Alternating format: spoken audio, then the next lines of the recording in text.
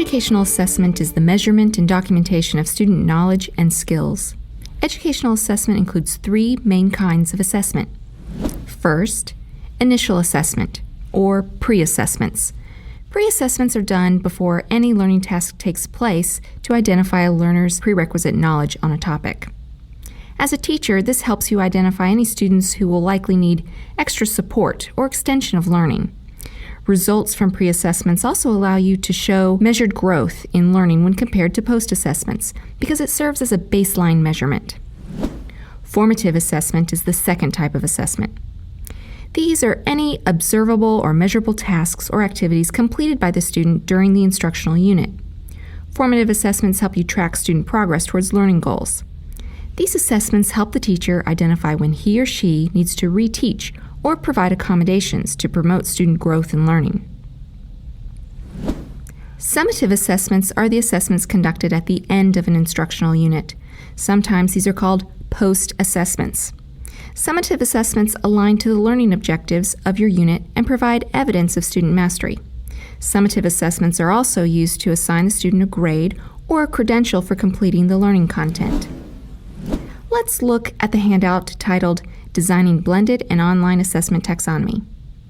I designed this handout to help you identify and brainstorm assessments that require active learning and engage students in the online environment.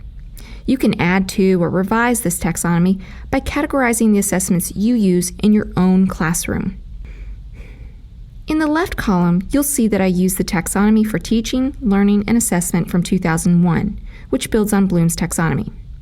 It starts at the lowest level of learning, remember, and moves up to understand, and begins to require active learning at the third level with apply, then analyze, evaluate, and finally the highest level of learning, create.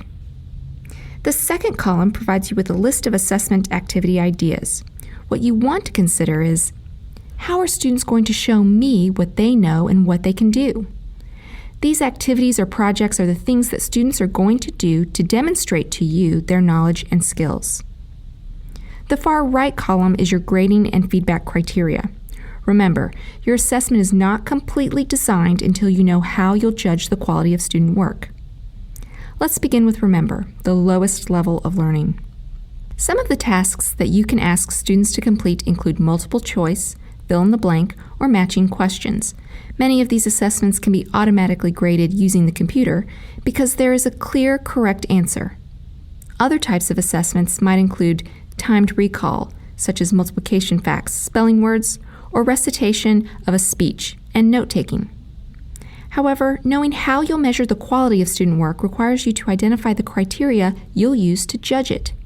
Some grading criteria might include an answer key, a tally to count errors, or a judgment of incomplete or complete. Let's look at understand. This is the second level of learning. Here, it might be more difficult for a computer to grade open-ended quiz questions, but students can demonstrate that they have done more than memorized a concept. They actually understand it.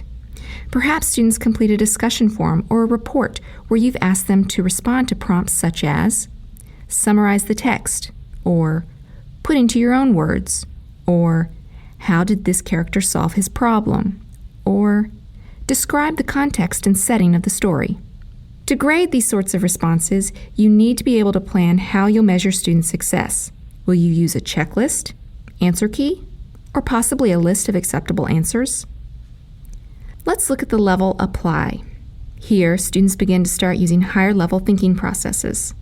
Assessment that measures a student's ability to apply a predefined set of steps to conduct a teacher-specified lab experiment is one example.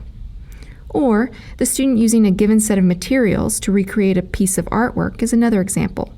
While making an art piece might sound like creating in this case, it's likely that students are using the cognitive processes of application, not original creation. Another great example of the level apply is the completion of math word problems, or a discussion forum or writing prompt that asks, what approach would you use? Or how would you use this to solve a problem? Or what would happen if? A checklist that addresses the qualities of the product that the student makes after applying the steps, or a list of acceptable answers would likely be sufficient. Another great option is a rubric.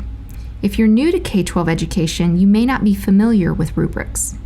Rubrics are a list of required characteristics or criteria to judge student work. Then, each criteria is broken down into levels of success. Rubrics are not only a great tool for grading and feedback, but when given to students up front, they help students understand what you're looking for and they can self-check their progress.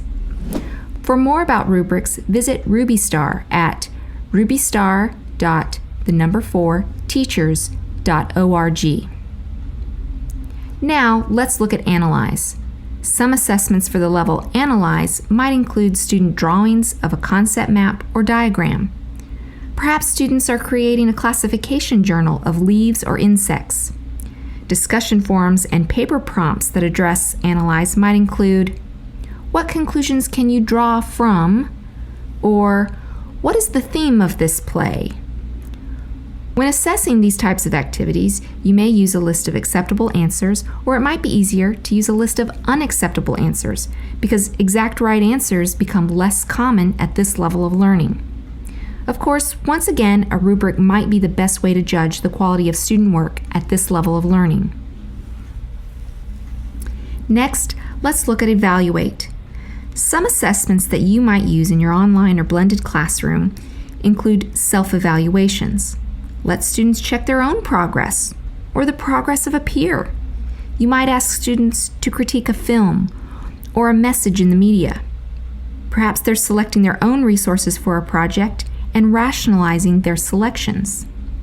Discussion forums and paper prompts at this level could say, how do you prioritize this list?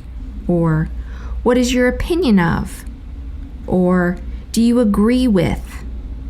Appropriate measures of student success include a checklist or perhaps a rubric that's either used by a teacher, a peer, or both. Finally, we've reached the highest level of learning, Create. Examples of appropriate assessments include a personalized portfolio, an original solution to a real problem, an original product design, or a work of art. Other examples include an original story, a presentation, or perhaps an original chart, map, diagram, or visual. You could also have students complete a learning log or daily journal to assess the highest level of learning. But once again, you always need to plan a way to judge the quality of your students' creations. Like the fifth level, Evaluate, the best options are likely checklists and rubrics. Remember, any assessment and grading criteria you choose should match or align to your instructional objectives and your standards. If it doesn't match, then you won't know how students are progressing towards mastery of that standard.